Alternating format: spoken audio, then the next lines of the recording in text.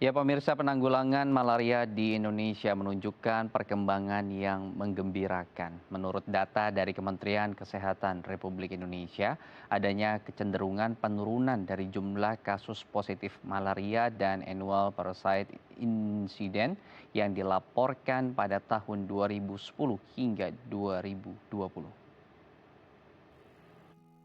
Situasi kasus malaria di Indonesia mengalami penurunan sejak tahun 2010 hingga 2020.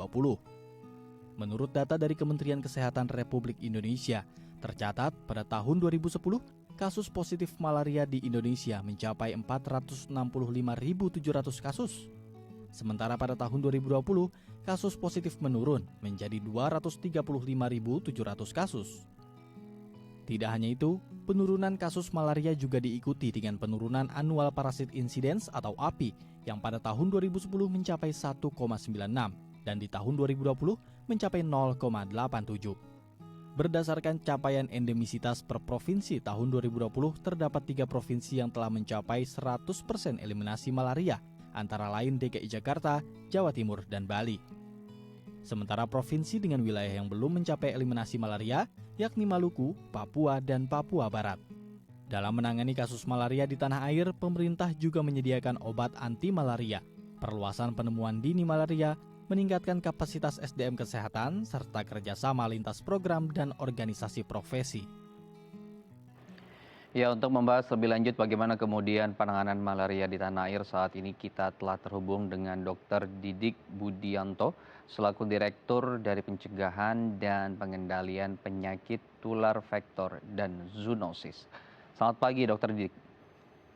Selamat pagi, Mas Imam. Baik, Dok, mungkin boleh digambarkan terlebih dahulu, Dok, bagaimana kemudian penanganan kasus malaria di tanah air. Apakah memang seperti data yang tadi dirilis lebih menurun begitu ya, atau justru sebaliknya, Dok?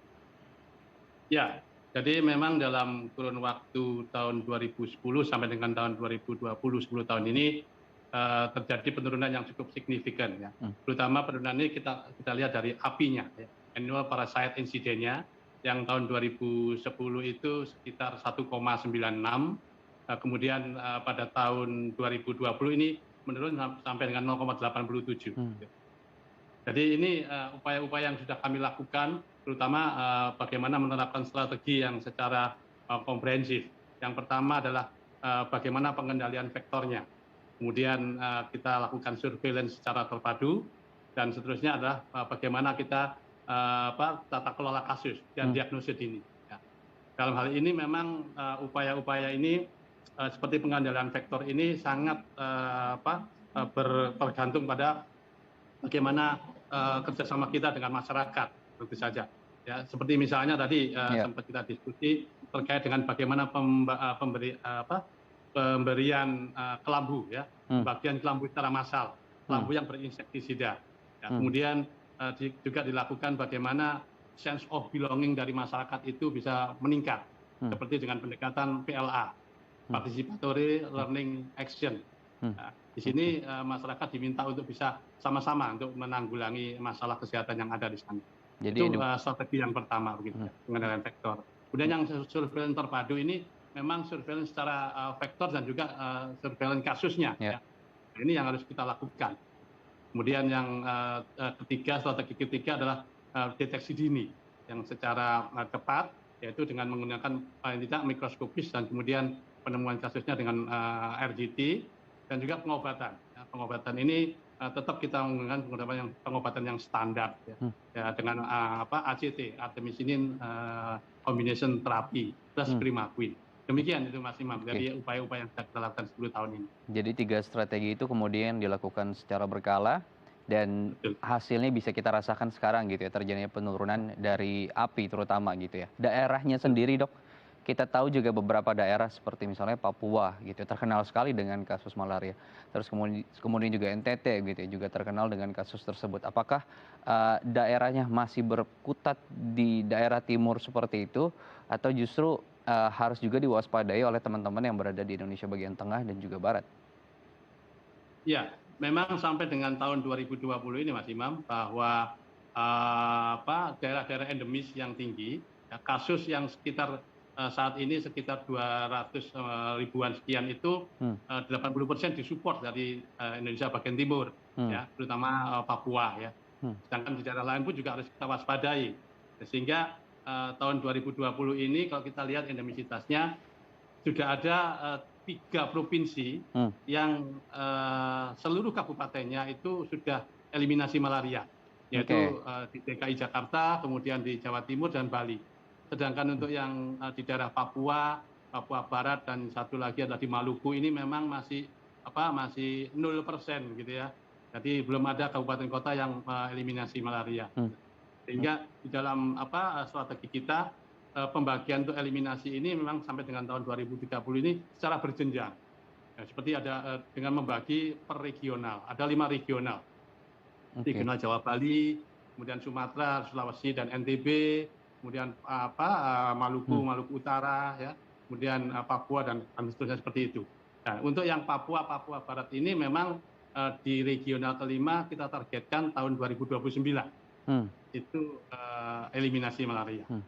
Demikian, jadi Mas. 5 zonasi tadi kita berharap bisa kemudian selesai dan kita bisa seluruh wilayah kemudian bebas dari malaria. Untuk selama pandemi ini, Pak Didik, apa kendala terbesar yang dihadapi oleh teman-teman? Karena kita tahu tadi ada penyuluhan yang juga penting untuk diinformasikan kepada daerah-daerah zonasi tersebut. Dan dengan adanya pembatasan ini, bisa jadi kemudian aktivitas teman-teman penyuluh ini jadi terhambat dan berkurang.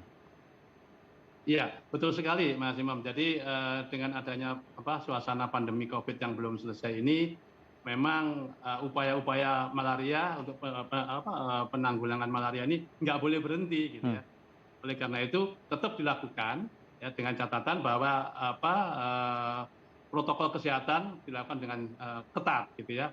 Tetap kita harus lakukan, misalnya harus memakai masker, kemudian mencuci tangan sering mungkin dengan air mengalir dan sabun, ya, menjaga jarak, itu pun juga demikian kita lakukan. Jadi teman-teman tenaga kesehatan yang turun ke lapangan itu harus betul-betul menggunakan protokol kesehatan yang ketat. Demikian. Baik. Mungkin singkat sebagai pengingat Pak Didik untuk masyarakat, seberapa bahaya kemudian penyakit malaria ini? Karena banyak kemudian masyarakat yang beranggapan bahwa ini tidak terlalu berbahaya, bahkan tidak terlalu berbahaya dibandingkan dengan penyakit demam berdarah yang saat ini juga banyak di beberapa kota besar. Iya, betul sekali Mas Imam. Jadi sebetulnya masyarakat kita itu kan cukup heterogen, gitu ya. Ada yang menganggap bahwa malaria ini sangat berbahaya dan bisa mematikan, fatal, gitu ya.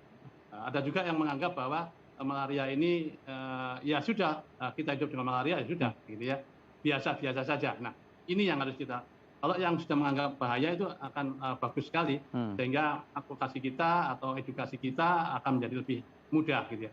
Tetapi bagi yang mereka menganggap bahwa ini masalah, wah sudah biasa lah, sehingga hidup di masyarakat bersama dengan malaria, ini yang agak sedikit sulit. Jadi edukasi kita dengan tadi PLA tadi, participatory learning action, ya, betul-betul kita lakukan, dan ini nggak berhenti, ya, kita lakukan seperti itu. Sehingga kita harus mencanangkan betul bahwa meskipun malaria itu bisa dicegah, tetapi ketika kita terjangkit penyakit malaria ini bisa menjadi fatal. Itu yang harus kita betul-betul concern ke sana. Oke. Jadi tadi ya fatal, kemudian ketika kita menganggap remeh gitu ya dari malaria ini. Untuk mungkin daerah-daerah yang tadi di luar zonasi bisa tenang, tapi ketika kita berkunjung kita tidak pernah tahu kemudian daerah tersebut masuk zonasi tersebut atau tidak, dan kita harus berhati-hati dengan tadi malaria yang mungkin ada di daerah zonasi tersebut. Terima kasih Pak Didik telah berbagi informasi kesehatan di Halo Indonesia kali ini. Terima kasih. Ya pemirsa, usai jeda kita masih akan berbincang tentang vaksinasi COVID-19 bagi penyandang disabilitas. Jangan kemana-mana, tetap bersama kami di Halo Indonesia.